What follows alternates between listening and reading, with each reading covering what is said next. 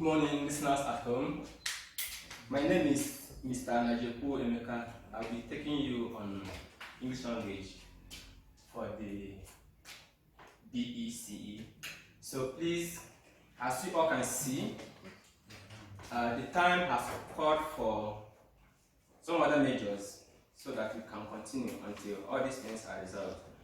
So please listen attentively. I will try to be as much audible and take it slowly as I can so that you can get all that we are going to do today. Okay, we are going to look at a part of speech called the verb. All of you know that in English language, in grammar, there is a topic that we call the part of speech, where all the words of the whole English language are contained and are divided into 8 parts. Today we are going to look at the verb. The verb.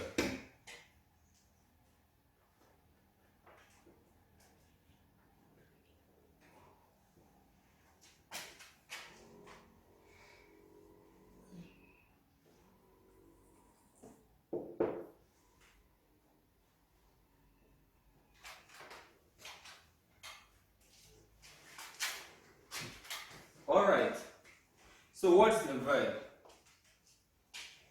Some people say that a verb is an action word. Some say that a verb is a doing word. All these definitions are correct. But for the purpose of this lesson, I think I need to add that a verb is not only an action word, neither is it only a doing word, but it's also the part of speech is a word that tells us the state of a being of a noun or a pronoun. It tells us what a noun is or what a pronoun is. So let's take down the definition. I will give you the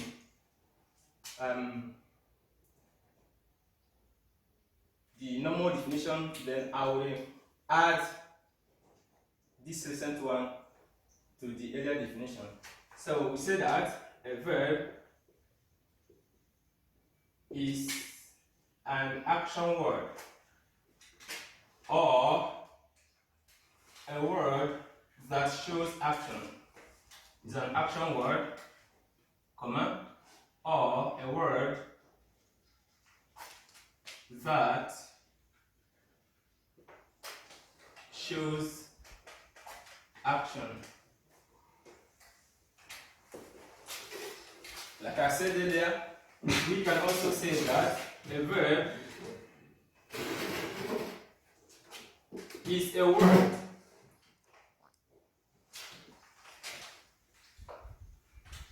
that also shows the state of being,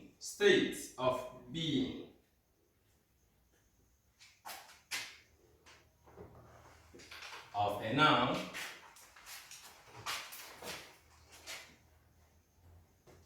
or pronoun. Why do we include this second definition for the definition of the verb? Let's look at the following examples to buttress what we are actually saying.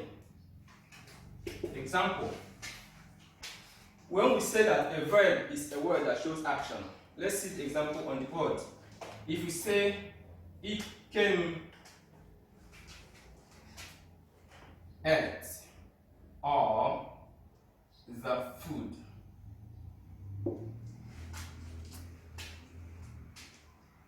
We have what we call a subject, which I'm not going to talk about today.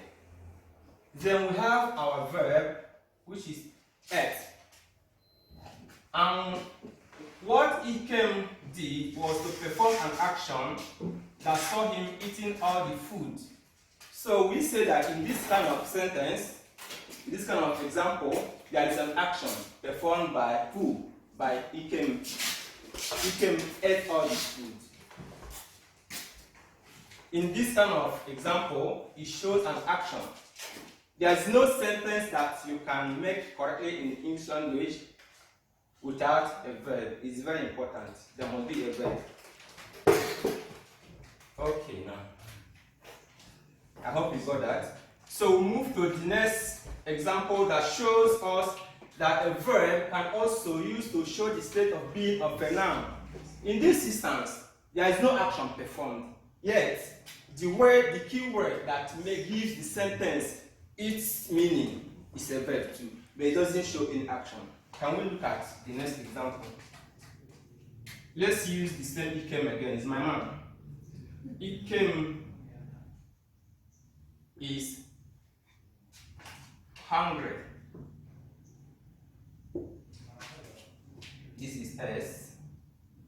Ikem is hungry. Now look at the second sentence. We can identify the verb in this sentence as is. Now look at the sentence again. Is Ikem performing any action in this second sentence like he was performing in the first sentence? The answer is no. Yet this is a verb, and this also is a verb. In the first example, Ikem was performing an action of eating. He ate all the food.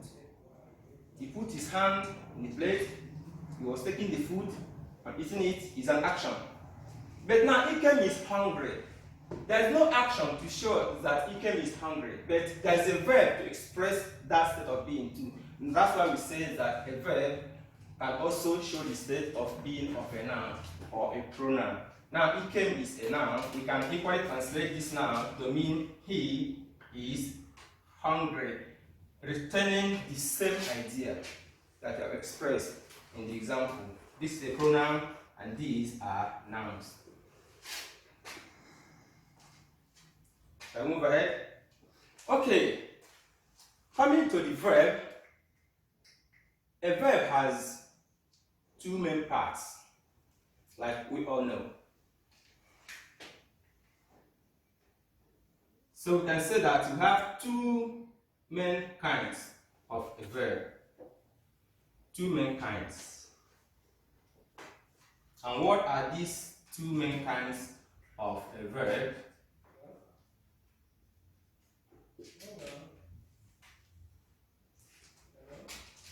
They are what we call the main.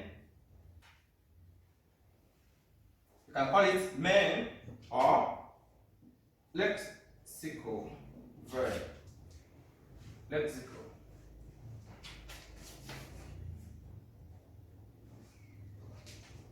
The other type of verb is what we call the auxiliary. Auxiliary verb. I want you to get that. So far we have seen what a verb is, the various definitions of the verb.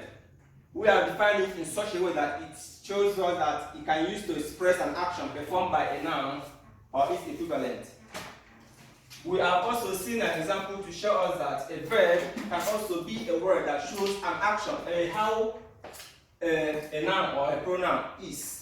We call it the state of being, how it is. Ikem ate all the food, action. Ikem is hungry, state of being. I am happy, state of being. I feel hot, state of being. These things like am or feel, they are all verbs, but they do not necessarily show action. Rather, they are in tandem with the second definition of the verb, the state of being of a noun. So now we come to where we stopped, two main kinds of a verb. We say that the first one is the main or lexical verb, and then the second one is the auxiliary verb. I hope you have all gotten that. Alright. I'm going to clean some part of it. I hope you have taken what I've already written because I'm going to clean them up.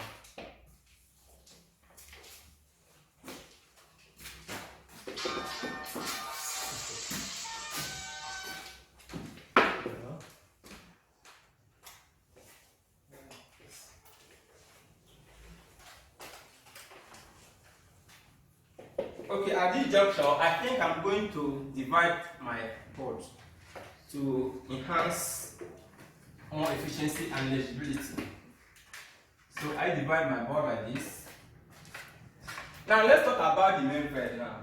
since we have identified the two main kinds of verb, so we say what are the main verbs? The main verbs are those verbs that can stay alone in a sentence and make meaning in the sentence. They don't need to depend on other verbs to achieve their meaning. They alone are the verb elements of a sentence. Main verb are those verbs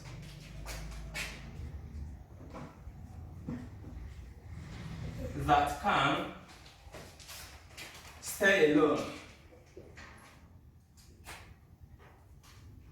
in a sentence and give it complete meaning. That's what we say about the main verb, main or lexical verb, complete meaning.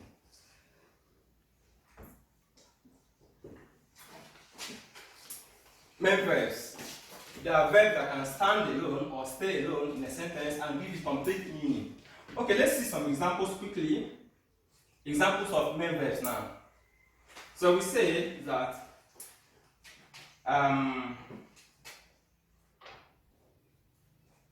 mother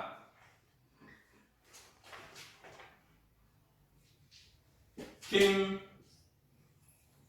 back very late. You see? If you look at this sentence, how many verbs do you think is in this sentence? It is only one verb. The verb came. It is past tense of the verb come. So we say that mother came back very late.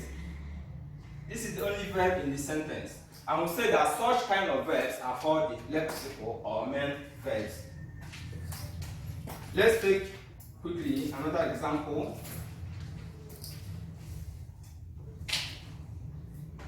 The girl fought the rapist. The girl fought the rapist. See? The girl is very strong and energetic for her to fight the rapist. But the main thing here is that the verb element, the only verb element in this particular sentence is fought, which is the past tense of fight. These are some of the examples of main verbs. They stand alone in a sentence and they give that sentence complete meaning. They don't need to depend on any other verb to help them achieve their meaning. They are called main or lexical verbs. Alright, let's still have one last small example on the main verb, of which I know that you can, once you have understood what we are saying, you can now put up your own.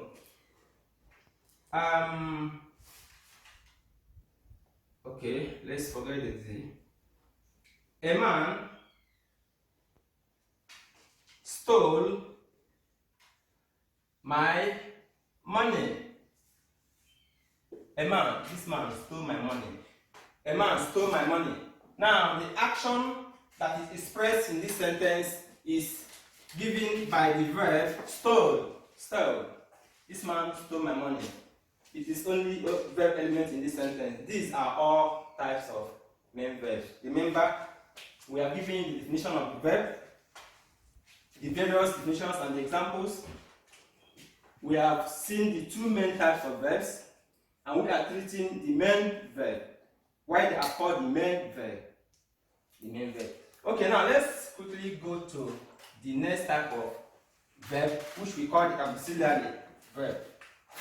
So what is the auxiliary? Over time, in your households or in your schools or along the streets or wherever you are operating, you might have heard somebody mention about auxiliary. If your father is a driver, maybe of a big lorry, you could have heard him mention auxiliary gear. If your mother is a teacher, maybe one time or the other you might have heard her say auxiliary teachers. So I don't know if they are now anymore in vogue. But by auxiliary we mean helper, assistant.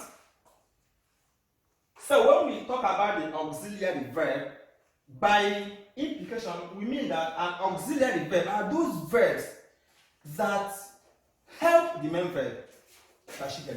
Auxiliary. They help the main verb. They may not stand alone in a sentence to make complete meaning like the main verb. But these auxiliary verbs are of two types. So let's look at auxiliary verb now.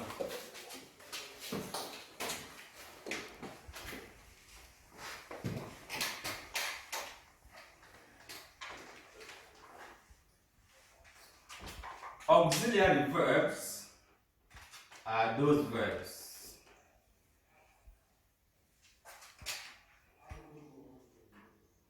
that may not stand alone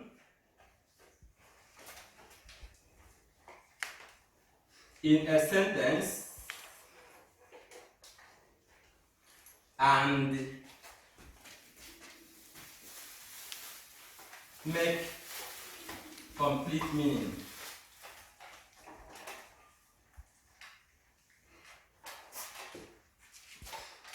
Okay, so we have two types of auxiliary, just like we have in the verb, where we have the main verb and auxiliary. Auxiliary verbs are also divided into two. And let's go this side. And the first type of auxiliary verb is the primary auxiliary verb. The primary auxiliary. And the next type of auxiliary is what we call the modal. Some of you call it modal. It's not modal, it's modal. Modal auxiliary. Modal. So what's the difference between the primary auxiliary and the modal auxiliary? Let's look at it now. The primary auxiliary, just like its name implies, primary. Before we moved to the secondary school, most of us have gone to the primary. So the primary is between the two of them. This one can perform duties that this one can't perform. The primary can, in some cases, act as the main verb. In some cases too, the primary will act as ordinary auxiliary. How do we mean this? Let's see examples of the primary auxiliary verbs.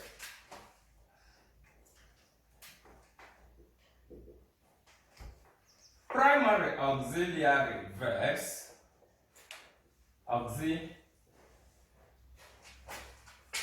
Please don't try to X like this. So, students, this is not an X, so I think it's a symbol. Don't mind me. This is the correct form. Okay, primary auxiliary verb are those verbs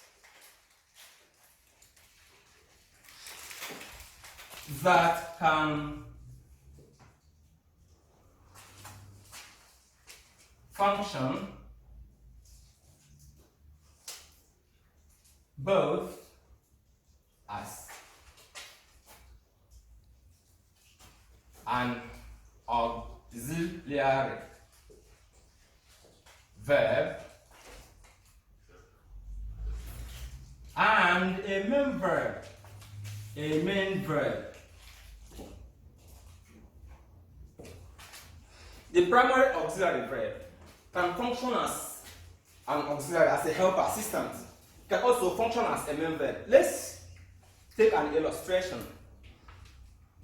Some of you who have parents who are businessmen, sometimes you have what we call apprentices, those who are learning the trade. A businessman, based on his capacity, could get up to about 2 or 3 of these apprentices. But naturally, one of them is the manager, the one with the highest number of service here. Now, remember we're talking about the primary auxiliary verb, how it functions, both as main verb and as an auxiliary verb. If if the main oga should decide to travel home to the village to stay for a couple of days, what happens to the company or to the shop? The manager translates his functions into that of oga. He is left in control of the company. He can attend to those things that the oga used to attend to when he was around. But because the main master has traveled, is no longer in the shop, the manager can do those functions. Once the oga comes back, he shifts back to his former role as one of the apprentices, and the oga takes over. So now what the primary auxiliary verb does is this. When the main verb is not in a sentence, they can stand as the main verb. They can occupy the position of the oga when the oga is not around. But once there is a main verb in a sentence, the primary auxiliary verb goes back to its primary function as an auxiliary, helping the main verb to achieve its meaning. I don't know if you all got that, but maybe if you prepare the video, you must have gotten all that I said. So these primary auxiliary verbs, there are about 3 verbs that are in the class of primary auxiliary. And we are going to look at them. They are the verbs. Okay, let's put something down. Primary auxiliary verbs are 3.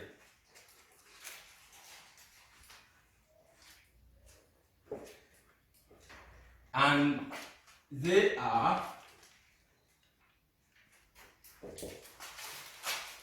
the verb be, the verb have, and the verb do. Be, have, and do. Remember this so that you don't forget them.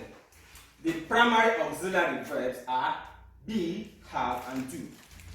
Now, be as a verb has, let's assume that be is a mother that gave birth to some children. So be as a verb has children, has some other attachments that are in the same class with her, in quotes.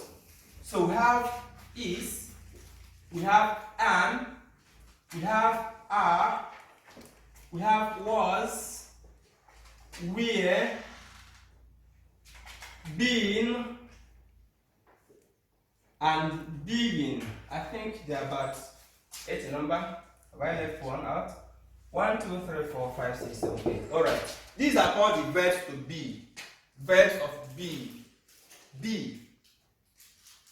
Got pregnant and had all these children. They are under, all of them are primary auxiliary verbs. They can function as a main verb and also as an auxiliary verb. These verbs. When we come to have also can be realized in 2 ways, which is we have has and we have had. I hope you guys are following. Okay, we come to do. We have does, we have did. So these verbs are the verbs of the primary auxiliary. They can function as a main verb alone also in a sentence. They can also function as a helper or assistant to the main verb. I think we can have some few quick examples to bring home what we mean.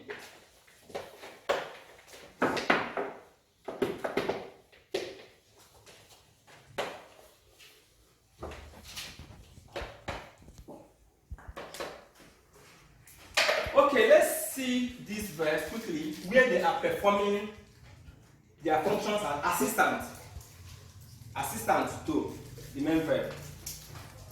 Examples.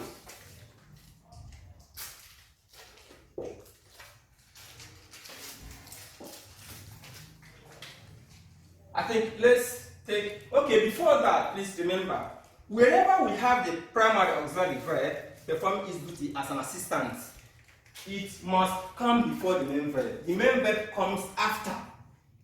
There could be up to 1, 2, or 3 auxiliary in a sentence, but as long as there is a main verb in that sentence, the main verb comes last before the rest of the sentence.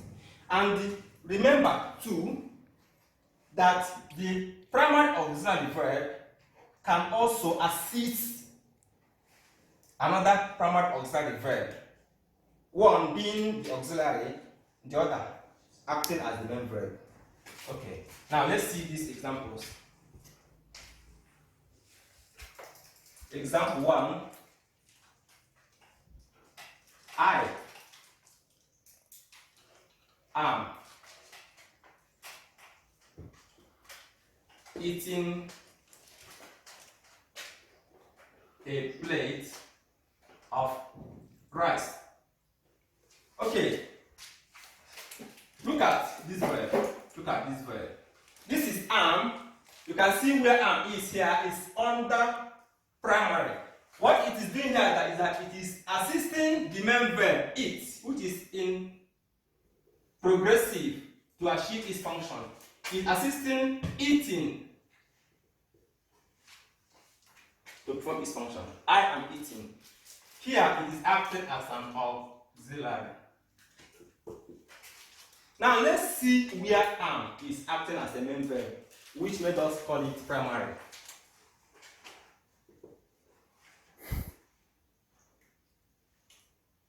I am here now. If you look at that sentence, you can identify that it is only one verb element that you can see, and it is am. And our sentence is correct. Remember that we said that without a verb, no sentence can be correct. But you can see that this sentence is very correct. I am here now.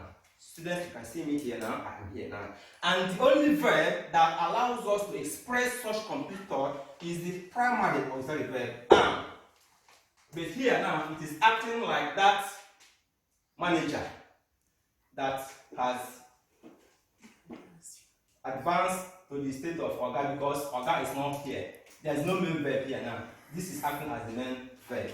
We can take quick examples because of our time and gradually bring the lesson to an end. Okay, let's take more examples where it is acting as auxiliary and where it is acting as the main verb.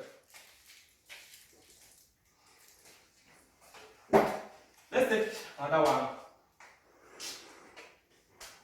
He has been sleeping since morning. Sorry, and okay.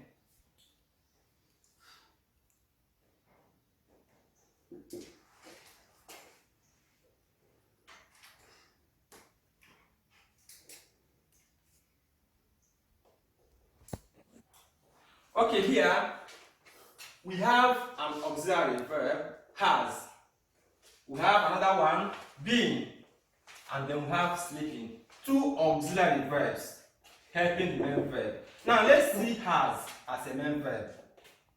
He has a lot of money. Has is now acting as the only verb element in this sentence, which normally the main verb does that. But because it's a primary auxiliary, it can act as the main verb when the main verb is not there. Okay, as we are coming close to the end of the lesson, we have seen what we have done, the types of verbs, the primary, the main verb, the auxiliary, and the modal. We didn't touch modal today. We saw at the primary auxiliary, and we're giving you some examples. And this is how we come to the end of lesson for today. Hoping to continue with you next time. But before we do that, please let's take down some exercises which we will treat next time we come. So the question says, identify the primary, auxiliary verbs in the following sentences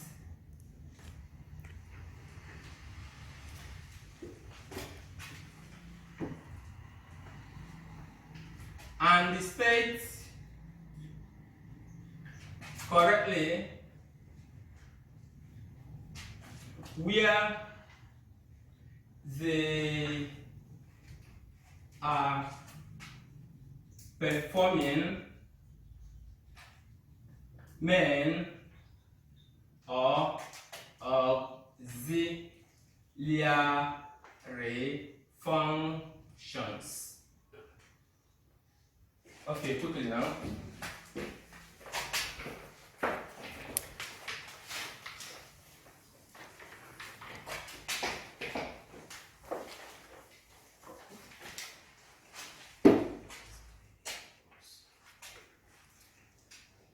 Uche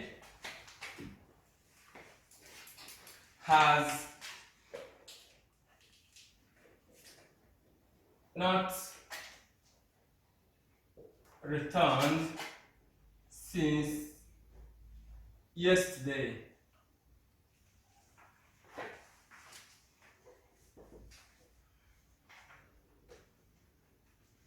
Ume has finished school. I have a dream.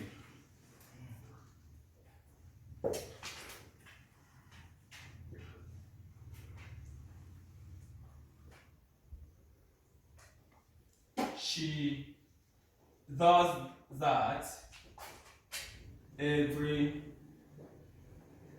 day. Okay, children, thanks for your time. Happy viewing. I leave you here now till see another time. Thanks.